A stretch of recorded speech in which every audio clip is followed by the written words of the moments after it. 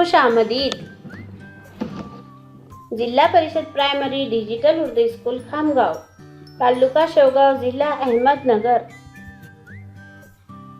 जमात अव्वल, सबक नंबर 20। हमारा घर।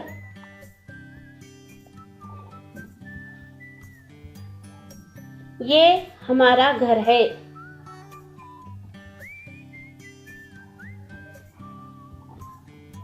हमारे घर में 4 कमरे हैं।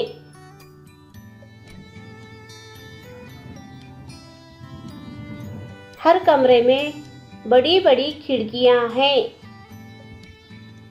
खिड़कियों से रोशनी और ताज़ा हवा कमरों में आती है।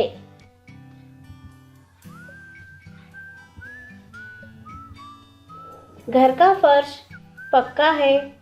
दीवारों पर अंदर बाहर से सफेदी की हुई है।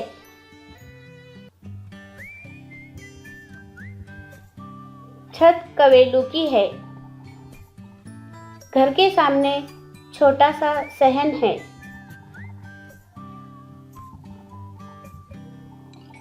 सहन में नीम का एक दरख्त है।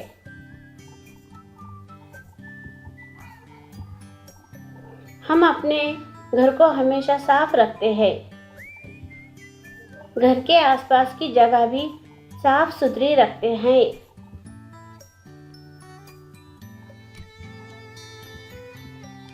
हमको अपना घर बहुत अच्छा लगता है।